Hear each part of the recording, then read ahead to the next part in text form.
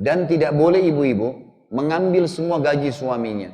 Sebagaimana suami tidak boleh memberikan semua gajinya kepada istrinya. Nafkah, wajib. Apa yang dikasih nafkah? Karena suami punya hak juga ibu-ibu sekalian untuk bersedekah. Bantu orang tuanya, bangun masjid, jihad jalan Allah, itu haknya dia. Ibu cuma punya hak mengambil nafkah saja. Lebih dari ini tidak boleh. Sebagaimana suaminya ibu tidak punya hak 1 rupiah pun dari ibu.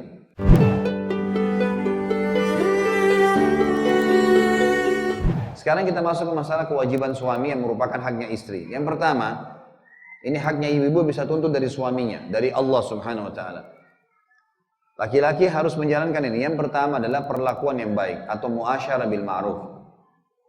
Perlakuan yang baik ini adalah menasehatin, meluruskan, memandu, ya, dan boleh tegas, tetapi tidak boleh keras. Beda, tegas itu begini, harus begini, tegas. Kalau istrinya sudah diingatkan lemah lembut tidak mau dengar, maka dia harus bisa meluruskan dengan tegas, tapi tidak boleh kasar. Nabi SAW melarang ya, laki-laki yang melaknat ya, atau menendang gitu. Ini tidak dibenarkan, tapi perlakuan yang baik perintah Allah SWT. Dalam surah An-Nisa, Allah SWT berfirman surah nomor 4 ayat 19, wa'ashiruhunna bil ma'ruf, dan gaulilah mereka para istri dengan cara baik. Kata Abdullah bin Abbas radhiyallahu anhu, beliau berkata pergaulan yang baik adalah tatapan mata yang sahdu, ucapan kata-kata yang santun, sentuhan tangan yang merangkul, kasih sayang. Ya, kalaupun dia mau menggaulinya dengan cara yang baik, mencumbuinya ya dengan kata-kata yang santun dan seterusnya. Dan kalau dia salah diluruskan dengan kata-kata yang peringatan. Kalau nolak maka boleh dihajar. Ya, kalau nolak maka boleh dipukul, tapi pukulan tidak boleh melukai. Sebagaimana Allah berfirman tadi dalam surah An-Nisa ya, ayat 34. Wallati takhafuna nusyudahunna fa'idhuhunna wadribuhunna fil madaji fa'idhuhunna wahjuruhunna fil madaji wadribuhun. Wanita-wanita yang kalian khawatir nusyudnya, membangkang dari hukum-hukum Allah di rumah tangga, maka ingatkan mereka dengan baik-baik.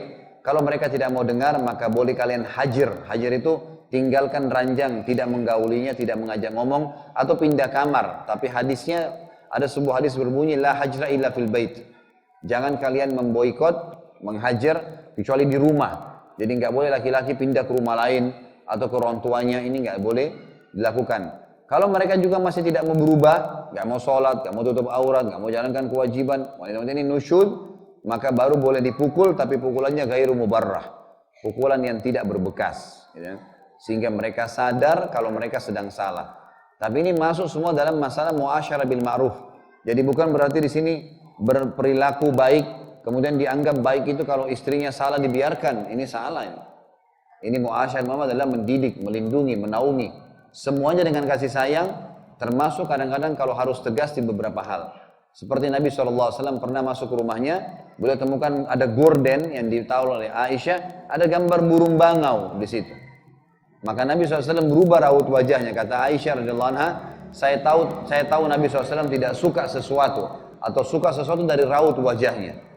Maka Nabi SAW pun, Aisyah pun mengatakan, ya Rasulullah, apakah saya turunkan? Kata Nabi SAW, iya, karena rumah yang di dalamnya ada gambar tidak akan dimasuki oleh malaikat. Maka diturunkanlah gorden tadi. Kata Nabi SAW dalam hadis riwayat Ahmad, Tirmidzi dan Ibnu Hibban, orang yang paling sempurna imannya diantara kalian adalah orang yang paling baik akhlaknya, perilakunya, dan yang paling baik akhlaknya adalah yang paling lembut dan baik pada istri dan anaknya. Juga sabda Nabi SAW dalam hadis Bukhari, berbuat baiklah kalian kepada para istri, karena istri diciptakan dari tulang rusuk yang bengkok. Tulang rusuk bengkok bagian atasnya, gitu kan? Dan yang paling bengkok dari tulang adalah bagian atasnya. Maksudnya pemikirannya. Perempuan konsep hidupnya adalah perasaan, laki-laki konsep hidupnya adalah akal pikiran. Jadi berbeda ya. Saya kasih contoh begini, bagaimana memahami antara pikiran sama perasaan. Kalau bapak-bapak di sini sama saya misalnya, kita lagi masuk toko mau beli baju. Baju ini kita cocok nih, oh bagus nih. Baik, kemudian kita tanya, ada ukurannya nggak mas? Saya mau XL. Kata yang punya toko, nggak ada pak, habis. Apa yang bapak-bapak lakukan kira-kira? Kalau saya, mungkin kita sepakat tentunya. Saya bilang, ya udah kalau gitu, nanti saya cari yang lain deh. Nggak ada beban, udah. Akal pikiran kalau didahulukan apa yang terjadi? masalah, solusi, masalah, solusi. Nggak ada yang lain. Mau masuk ke restoran, nggak ketemu makanan yang kita inginkan. Bagi laki-laki biasa saja pesan makanan yang lain atau cari restoran lain. Kita lihat kalau ibu-ibu pakai perasaan. Coba ibu-ibu kalau masuk toko, lihat baju cocok warnanya, tanya ukuran tidak ada. Apa yang terjadi kira-kira? Mas, coba cari di gudang, Mas. Mungkin ada. Kapan datang? Saya begini, panjang, pesan nanti. Kalau perlu pesan, biar sebulan nggak apa-apa. Beda perasaan. Perasaan itu lebih terbawa kepada masalah, kalau tidak dapat sedih. Kenapa ya? Masuk ke restoran, habis. Kalau pas janjian suami istri mau ke restoran nih, habis. Pasti suami bilang, udah habis kayaknya tutup, kita cari tempat lain. Pasti istri bilang, sebentar, saya tanya dulu. Tanya dulu, kenapa tutup Mas? Kenapa habis? Tadi ada acara, panjang ceritanya. Gitu kan. Itu bedanya antara akal pikiran dengan perasaan. Maka ini harus diketahui, mengenal karakter pasangan. Ada tema besok kalau saya tidak salah besok, mungkin di Jogja ada acara, itu 17 pilar mempertahankan rumah tangga. Di antaranya mengenal karakter pasangan. Saya nggak bisa jelaskan di sini tentunya karena lihat waktunya, tapi besok akan ada. Kalau ada bapak ibu punya waktu bisa main ke sana, insya Allah bisa diikutin materinya. Tapi kata Nabi SAW, wanita diciptakan dari tulang rusuk. Tulang rusuk paling bengkok bagian atasnya, maksudnya akal pikirannya. Kadang-kadang subhanallah dia akan terus membawa apa yang jadi beban di pikirannya itu sampai berhari-hari. Bapak-bapak kalau lagi ribut sama istrinya, kemudian tulis SMS, ini lagi bertengkar di SMS nih. Bapak-bapak itu sifatnya kalau laki-laki, kalau dia sudah baca, oh begini, ya sudah dihapus sama dia, di-delete. Kalau ibu-ibu tuh sebulan masih disimpan. Ini sebulan lalu kau bilang begini, suami bilang yang mana SMS-nya? Ini yang ini nih. Ini berbeda. Ya. Maka harus difahamin. Paling bengkok adalah bagian atasnya kata Nabi pikirannya. Kalau kau paksa meluruskan dengan cara kasar, kau akan mematahkannya kata Nabi. Tapi kalau kau biarkan dia bengkok, maka dia akan terus bengkok. Maka ya didiklah wanita itu dengan cara baik. Kata Nabi SAW, janganlah seorang mukmin membenci istrinya mukminah atau sebaliknya. Mukminah membenci suaminya yang mukmin. Bila ia membenci satu sifat, mungkin dia masih ridho dengan sifat yang lainnya. Ya, yang salah diperbaikin, yang benar kita sudah dukung. Yang kedua teman-teman sekalian, kewajiban suami haknya istri. Memberikan nafkah. Nafkah masuk dalamnya adalah makanan, minuman, pakaian, tempat tinggal. 4 hal ini. Tapi ini semampu suaminya. Sekali lagi makanan, minuman, pakaian, dan tempat tinggal. Allah berfirman dalam surah At-Talaq, surah nomor 65 ayat 6. A'udzubillahi minasyaitonirrajim. Bismillahirrahmanirrahim. Askinuhunna min haitsu sakantum min wujdikum wa la tudarruhunna litudayyiqu 'alaihin. Fa in kunna ulatu hamlin fa anfiqu 'alaihinna hatta yad'na hamlahun. Fa in arda'na lakum fa'atuhunna ujurahunna wa'tamiru bainakum bima'ruf wa in ta'asartum fasaturdi'u lahu ukhra. Tempatkanlah mereka para istri itu di tempat tinggal yang kamu tinggal sesuai dengan kemampuanmu. Tempat tinggal. Dan ini maaf saya sarankan kalau masalah teman-teman yang kena perkataan saya tidak maksud menyinggung karena saya tidak kenal Anda. Cuma begini, kalau Anda sudah menikah, usahakan pindah rumah, jangan numpang sama orang tua, jangan numpang sama mertua. Walaupun kos, nggak apa-apa. Kontrak, rumah kecil dari kayu nggak apa-apa, rumah sendiri. Ini penting. Karena orang tua, si mertua atau orang tua perempuan, hari ini mau masak sayur asam sama gado-gado misalnya. Anak mantunya pengen rendang sama ayam goreng, nggak ketemu. Mertua perempuannya mau masang bunga warna merah di sana, anak mantunya pengen bunga warna kuning. Makanya sering ribut, nggak bisa serumah. Allah menyuruh laki-laki menyiapkan tempat tinggal semampunya, walaupun sederhana. Ini makna ayat tadi. Semampu kalian, dan jangan kalian menyusahkan para istri untuk menyempitkan hati mereka. Dan jika mereka para istri sudah ditalak, kalau ada yang sudah diceraikan, itu sedang mereka dalam keadaan hamil, maka berikanlah kepada mereka nafkahnya hingga mereka bersalin. Dan jika mereka menyusui anak-anak kalian setelah cerai, maka berikanlah juga upahnya karena menyusui itu. Dan musyawarahkanlah di antara kalian dengan cara yang baik. Jadi walaupun sudah cerai, kalaupun ada hal-hal yang berhubungan dengan anak, boleh bermusyawarah dengan cara yang baik. Ini anak gimana, sekolahnya bagaimana, ini bagaimana, harus Allah mengatakan. Ya.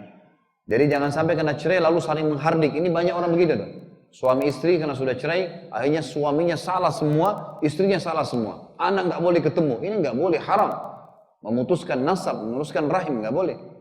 Ya sudah tidak cocok, ya sudah bisa, tapi haknya anak harus diberikan.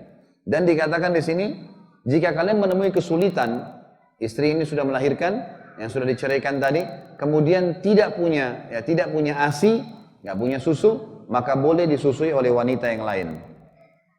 Kata Nabi Muhammad SAW, jagalah para istri kalian karena kalian punya hak atas istri kalian dan mereka pun punya hak dari kalian. Hak mereka dari kalian adalah kalian memberikan yang terbaik dari pakaian juga makanan untuk mereka semampu kalian. Dan hak kalian dari mereka, mereka tidak boleh berkhianat dan tidak boleh memasukkan siapapun yang kalian tidak senangi ke dalam rumah kalian. Dalam riwayat yang lain, hadis sahih riwayat Muslim, kata Nabi SAW, bertakwalah pada Allah, pada wanita, istri kalian. Karena mereka tanda kutip tawanan di tangan kalian yang kalian nikahi dengan amanah dari Allah dan terhalalkan bagi kalian kemaluan mereka dengan kalimat Allah. Mereka punya hak atas kalian untuk diberi nafkah dan pakaian secara ma'ruf. Kalau seorang laki-laki mengeluarkan sedekah, mengeluarkan uang untuk kebutuhan istrinya, ingat kebutuhan dasar ya, makan, minum untuk hari itu kebutuhan dasarnya. Artinya dia makan sehingga dia tidak kelaparan hari itu, minum juga begitu, pakaian juga semampunya. Ini bukan berarti bermewah-mewah berlebihan. Dan tidak boleh ibu-ibu mengambil semua gaji suaminya. Sebagaimana suami tidak boleh memberikan semua gajinya kepada istrinya. Nafkah, wajib. Apa yang dikasih nafkah? Karena suami punya hak juga ibu-ibu sekalian untuk bersedekah. Bantu orang tuanya, bangun masjid, jihad jalan Allah, itu haknya dia. Ibu cuma punya hak mengambil nafkah saja. Lebih dari ini tidak boleh. Sebagaimana suaminya ibu tidak punya hak 1 rupiah pun dari ibu. Bapak-bapak tidak punya hak. Misal ibu-ibu punya warisan nih, dapat 200 juta, sudah 10 tahun menikah. Kata suaminya, saya sudah 10 tahun nafkahin kamu, bagi 2 warisannya. Ini nggak boleh. Nggak ada haknya. Ibu dagang, untung, bukan dari modal suami. Itu artinya haknya ibu. Tidak boleh suaminya ambil. Kalau modal dari suami boleh. Ya, modal mungkin dia minta modalnya kembali, mungkin ada bagi hasil, itu masih boleh. Tapi ini jelas difahami. Ibu-ibu tidak boleh ngambil semua gaji suaminya. Suami juga tidak boleh kasih semua gaji kepada istrinya. Ada laki-laki betul-betul tidak ada kawamnya. Nggak ada kejantanan, nggak ada laki-laki. Dia kalau mau beli pulsa pun masih minta sama istrinya. Istri semua yang atur. Mau beli celana dalam pun minta sama istrinya. Ini nggak benar. Berikan ini nafkah kamu ya. Hitung. Yang bijak hitung 1 bulan kebutuhan berapa. Ini saya kasih. Selebihnya dia punya hak mengelola hartanya. Ini penting untuk diketahui. Kata Nabi SAW untuk nafkah yang bapak-bapak keluarkan kepada ibu-ibu ini adalah hadis Nabi SAW yang mulia, riwayat Imam Muslim, dinar yang engkau infakkan di jalan Allah, jihad, dinar yang engkau infakkan untuk pembebasan budak, dinar yang engkau infakkan untuk fakir miskin, dan dinar yang engkau infakkan untuk keluargamu jauh lebih besar pahalanya. Juga laki-laki punya hak untuk bersedekah untuk dirinya sendiri, mengelola hartanya dan tidak boleh ada campur tangan wanita di sini. Ibu-ibu cuma punya hak nafkah tadi sesuai dengan hadis Nabi SAW. Mulailah bersedekah buat dirimu sendiri. Kita harus punya kebutuhan kita, kemudian ya terlebih dahulu, kemudian keluargamu, istri anakmu. Bila ada lebih sedekah pada kerabatmu, bila ada lebih baru sedekah secara umum. Hadis sahih riwayat Imam Muslim. Kalau terjadi kasus, misal ada seorang ibu, istri, suaminya nggak kasih nafkah, nggak tahu mau makan dari mana, ada kerjaan atau malas, nganggur, nggak mau kerja. Tapi dia punya harta warisan misalnya, dia tidak mau kasih kepada istrinya.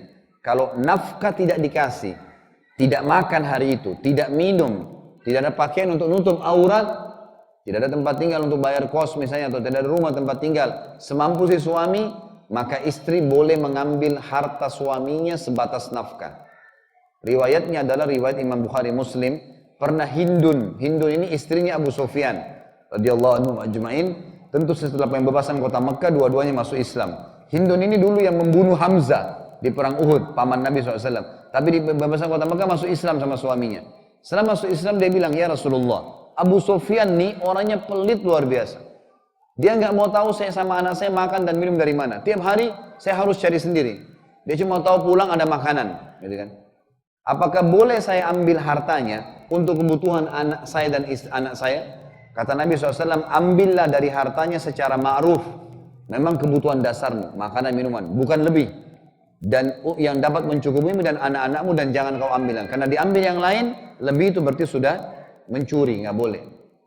Yang ketiga, termasuk haknya istri adalah perlindungan, pendidikan, dan tuntunan untuk menjalankan kewajibannya. Ini kewajiban dari suami, harus didik mereka, terutama berhubungan dengan hak. Banyak laki-laki mau istrinya jadi seperti apa yang dia mau, tapi nggak pernah pandu, gitu kan?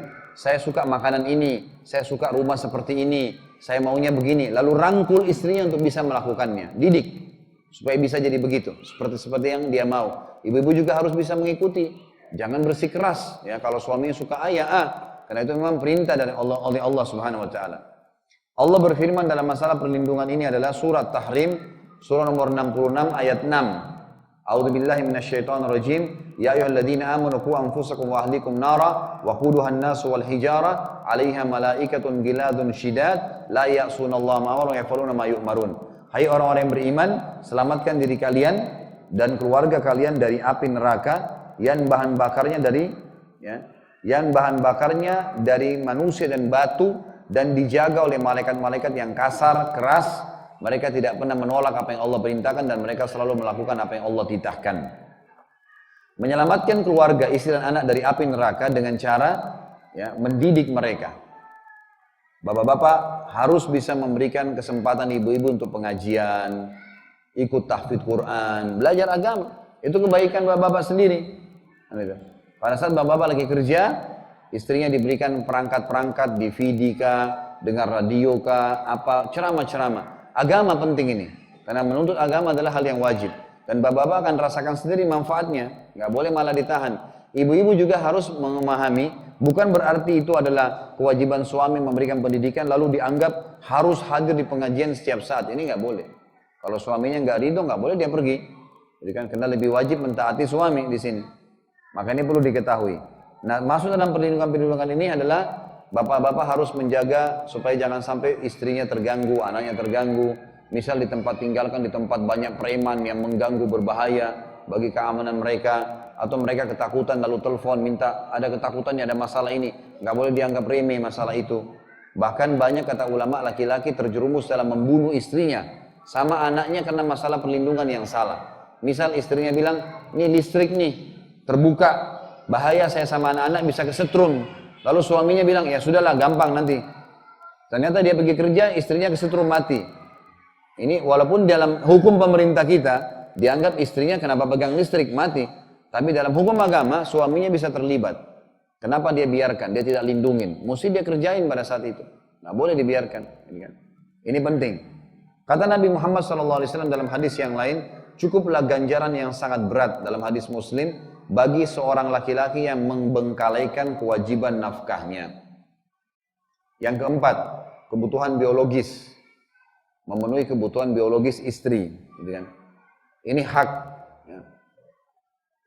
Dan ini dilakukan tentu sesuai dengan keridhaan jiwa masing-masing. Dalam biologis kata para ulama, syarat mutlaknya la ikrah. Tidak ada paksaan. Tidak ada paksaan. Jadi harusnya difahami kalau itu adalah ibadah, kita melakukannya dengan sesenang hati, tidak juga terlalu jauh jaraknya, tidak juga terlalu sering. Ada orang Masya Allah 1 hari 10 kali. Nah, ini tidak boleh. Kesian juga. Butuh istirahat. Atau tidak mau mengetahui keadaan pasangan, mungkin lagi sakit, mungkin lagi capek, ini nggak boleh juga. Harus difahamin masalah itu, toleransi. Jadi kan kita nanti, karena kalau orang dalam keadaan jiwa tenang juga akan maksimal. Nanti akan kita jelaskan dalam masalah itu. Di sini ada riwayat yang saya ingin jelaskan, Salman Al-Farisi radhiyallahu anhu dengan kisah Abu Darda radhiyallahu anhu, 2 sahabat Nabi ini bersahabat. Satu waktu Salman Al-Farisi pernah mendatangi rumahnya Abu Darda. Menjelang maghrib nih, pas di depan pintu Abu Darda, pintu rumahnya terbuka. Lalu Salman beri salam, assalamualaikum warahmatullahi wabarakatuh. Lewatlah Ummu Darda, istrinya Abu Darda, sepintas, ngelewatin sepintas, bukan dilihat ya secara langsung tapi sepintas. Tapi kelihatannya Ummu Darda ini rumahnya berantakan, rambutnya berantakan, bajunya kotor. Lalu kata Salman dari belakang tembok, wahai Ummu Darda, ada apa dengan kamu? Bukankah kau sudah tahu perintah Nabi SAW, istri harus dandan, bersihin rumah, rapi, harus bersih. Kata Ummu Darda, saudaramu Abu Darda sudah nggak butuh sama saya. Setiap hari puasa, setiap hari. Puasa terus. Waktu itu belum ada perintah, belum ada larangan puasa setiap hari. Setiap malam, habis Isya sampai subuh tahajud. Nggak ada waktu buat istri. Udah. Jadi saya anggap tidak perlu saya dandan. Lalu kata Salman, di mana suamimu Abu Darda? Kata istrinya Abu Darda, lagi ke masjid. Biasanya dia maghrib isya sama Nabi SAW, habis isya baru pulang. Kata Salman, saya mau temuin. Ditemuin lah. Lalu setelah temuin, kata Salman, wahai Abu Darda, saya mau jadi tamu di rumahmu. Baiklah, saya mau nginap malam ini, kata Salman. Kata Abu Darda, ahlan wa sahlan, silakan. Pulanglah ke rumahnya. Ummu Darda lihat ada tamu, ada Salman Farisi dibuatin makanan, kemudian makan malam sama-sama.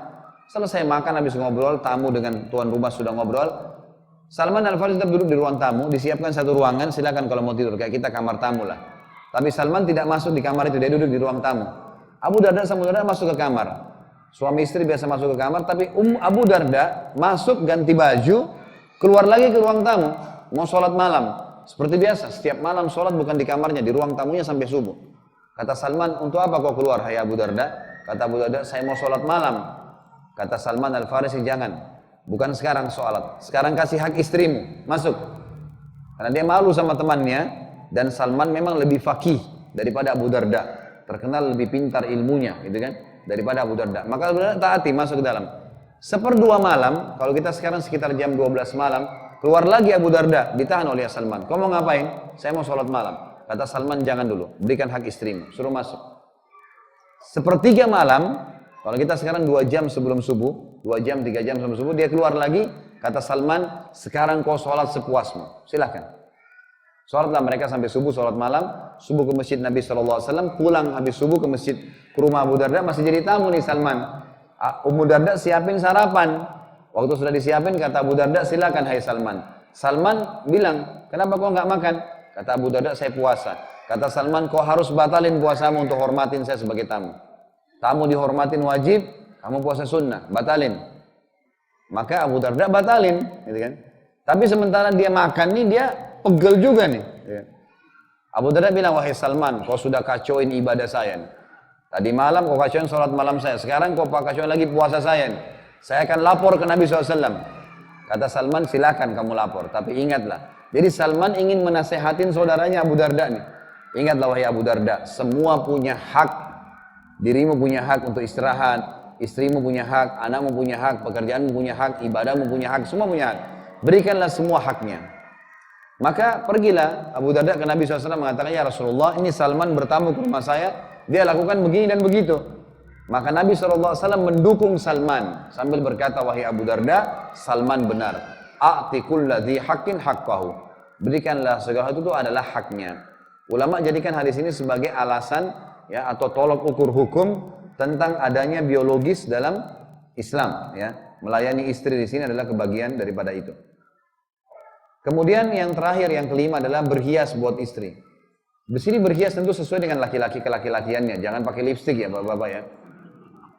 Ini maksudnya adalah pakai baju yang istri kita suka misal. Mungkin di luar Anda pakai baju kemeja, pakai koko, pakai apa segala. Mungkin dalam kamar sama istri pakai baju kaos ketat, pakai celana pendek. Haknya istri, berikan. Apa sesuatu yang dia suka, pakai saja. Gitu kan? Dan bukan aib seorang istri bisa mengatakan pada istrinya, kamu suka baju apa saya pakai, warna apa yang kamu suka bisa saja. Asal warna kelaki-lakian. Jangan ibu-ibu suruh suaminya pakai baju warna pink. Ini kan nggak mungkin. Tapi mungkin kelaki-lakian, ini boleh. Kata ya Ibnu Abbas radhiyallahu anhuma, jadi bapak-bapak boleh pakai minyak wangi yang segar, mandi yang bersih, pakai baju yang bersih. Jangan egois ya. Jangan karena istri harus melayani suami dengan biologis, nanti kita lihatkan sebutkan haknya istri, lalu kemudian bapak-bapak lagi keringatan tiba-tiba mau langsung main peluk saja istrinya, padahal istrinya sudah wangi, sudah bersih, ini nggak boleh.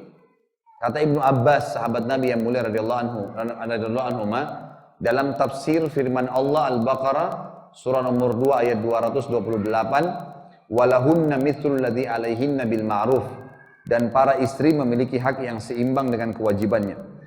Ibnu Abbas berkata tentang tafsir ayat ini, aku senang berhias untuk istriku sebagaimana aku senang ia berhias untukku. Jadi juga istri dandan, suami juga dandan, tapi di sini sesuai dengan fitrah masing-masing.